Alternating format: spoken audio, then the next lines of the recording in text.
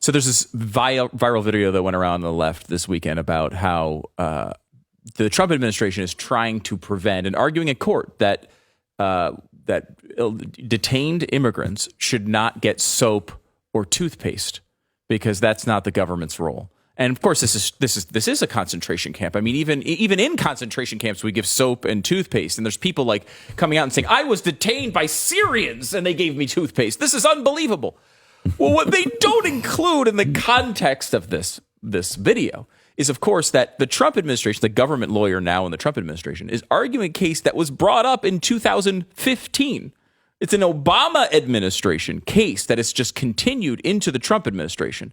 And the government's position is not that they should not give soap or toothpaste. It's that it's not a specific violation of the Flores Agreement. We've talked about that before over the years, which is one of the things that set up this idea. So they are trying to talk about a very specific legal thing. It gets tossed out there as if it's this Trump violation, but the violation actually occurred during Obama. Doesn't stop every one of your dumb friends from sharing it, though, with the context of the left that has no idea that this was an Obama problem. This is not a Trump problem. The Trump argument is coming as a continuation of a case that started during the Obama era.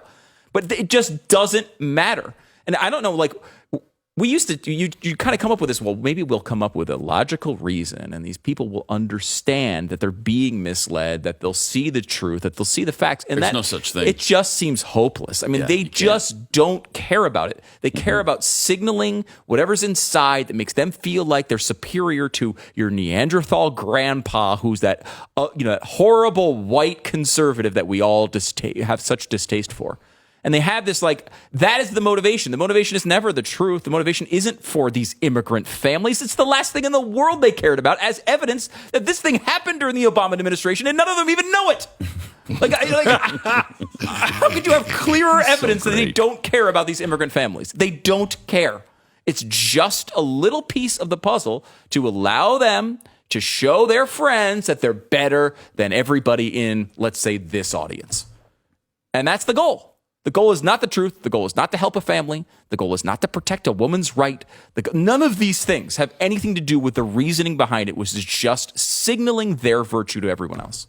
And that's that eventually just comes undone.